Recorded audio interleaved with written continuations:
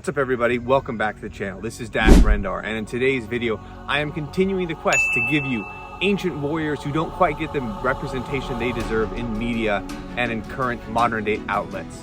Today is going to be one that's very near and dear to my heart. It's what many consider to be the forefathers of what later became the English warbow and the adopted English style of archery, and that is going to be archers of Gwent. Now first and foremost, when I say Gwent, I don't mean that Gwent, although there is that one punk in Nilfgaard who early game, when you first get your Gwent deck on top of the world, and he goes and busts out all those Nilfgaardian black archers. That's a terrible archer in Gwent. However, this Gwent archer that I'm actually referring to is Welsh. Much of what we know about Welsh archery came from the 12th century cleric, Giraldus.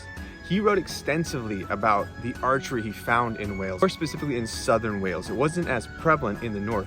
And he wrote at length about the prowess of the archer and the power of the bow, stating it could go a hand's depth into an oak door, and even in one occasion went through someone's thigh into the horse and killed the horse. Interesting to me because early in the 11th century, their bows were not actually made of the powerful yew. Now when it comes to bow for traditional archery, there's a few different types as far as the construction of it. You have this here, which is a self bow. That just means it's one single piece of wood. This is white sapwood hickory. You have a laminate bow, which is an amalgamation of a couple different parts. So this one here is going to be bamboo backed in the front, and the back of it is going to be ipe. You have the composite bows, which were used in a lot of the Eastern cultures, the Ottomans, the Turkish, the Mongols, and those had a mixture of horn and bone and different elements of it that could be combined together to make an extremely powerful bow. But the Welsh bow in the 11th century, as it was recorded, was made entirely of wych elm, and they were much shorter than the standard long bows that we think of today. They were about 4 feet in length. Because of that, what's recorded is that they're not as springy, they don't have as much distance in their shot, but they can be very devastating at a close range. So one of the benefits of a shorter bow is it made it much better for ambushes. In the 11th century, it's recorded that the Normans went to Wales, and under Ralph Errol of Hereford, they were attacked and ambushed by Welsh archers. So again, these bows are about 4 feet, which means they're much better to shoot from the brush. So in that encounter, it's recorded that 500 Normans were killed and 0 Welsh were killed. And in that account, that's the one where it stated that an arrow actually went through a man-at-arms legs into his horse, killed his horse. That could be an embellishment, but there's another story as well that one of the knights was knocked off his horse. They stuck him back on his horse, shot an arrow through his leg, and then sent him on his way as basically a warning to others. Now it was in 1295, the early 1300s, where the English or Welsh longbow really came into its own. That's when King Edward I was basically redefining his battle lines with archers intertwined with cavalry. And his goal was basically to disrupt the formations, charging formations with the archers, and have the cavalry back that up. And that again is where the Welsh really shined, when they partnered up with the English in those battles.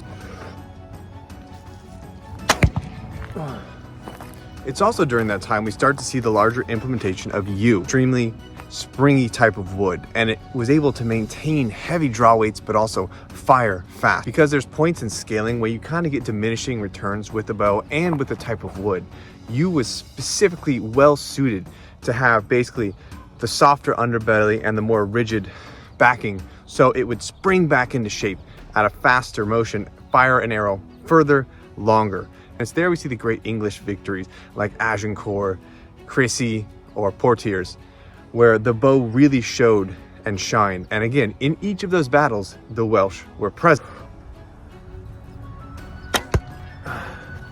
So if you've seen the channel before, you know I shoot the heavy bows.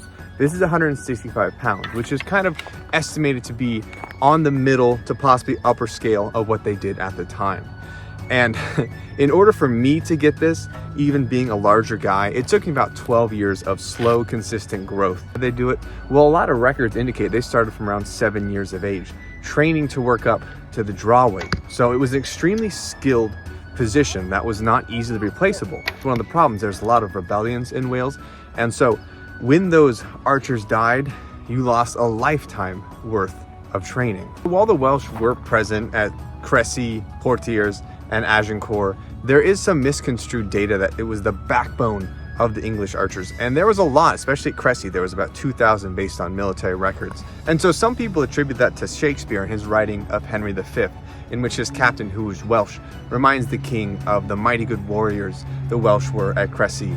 And that's not wrong at all. And I think that just in starting doing this, talking about English war bows and everything, there's a lot of rivalry between who did it, or who was the founder of it. But really, they fought together. They were brothers in arms, the Welsh and the English. And the Welsh were fantastic bowmen, as were the English.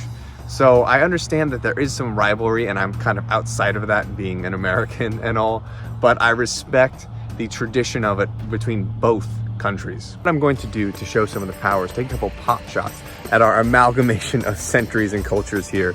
The important thing is he's got a padded gambeson on, he's got chainmail on, he's got a great helm, and he's got a SCA battle ready shield. So I'm gonna take a couple shots with the 165-pound bow and some bodkins.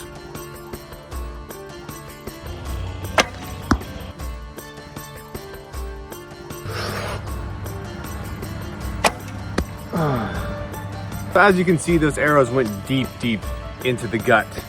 First one here, and the second one went in all the way there. Now this arrow is actually really long. It's like 35 inches. Someone sent it to me, so it looks a little crazy, but it's got a bit more mass to it for sure. So they hit really hard. And now, just because I like spending money, let's do one at the shield.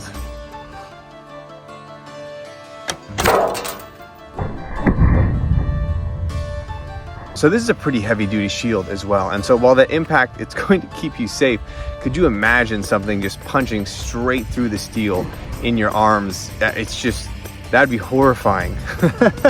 So that's some power. Next time someone talks about the English warbow, spare a thought for the Welsh as well, who were masters of the bow and did it many years prior to the English warbow coming into prominence, and did it very well with an inferior wood.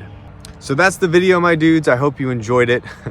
This one with a shirt. Why? Well, because it's cold. I hate being cold. And even though it's not a full shirt, I still get to show off my arms. So it's a win for me. If you guys like the video, please comment, like, subscribe, or don't. You're an adult. I think it's dumb to say that, but I guess I will, because apparently it helps somehow. I have a lot more ideas for different warrior cultures that haven't been touched on much. So as far as the weapons of those cultures, I have quite a few on my Christmas wish list. I don't want to just talk about it, I want to demonstrate it. That's the most fun thing to me, is showing it in action and trying to show how the weapon was used and what it would be done. So if everything goes well, after Christmas, I'll have some more. If you guys want to support the channel so I can buy more, so everything I make off of YouTube is all going back to the channel. I'm not doing this as a career. I have a full-time job, I'm busy with that, but this would be like the one where I do the fun money, so to speak. So I have a Patreon if you guys want to contribute to that. And again, just let me know what weapons you want. I have quite a few in mind, a lot of ancient, older school weapons, and I'm really excited to delve into that more. As always, I appreciate you guys watching, and I'm trying to make some longer videos, make it a little more fun. And if you guys stuck around to the end, thank you so much. Forward to seeing you guys in the next one.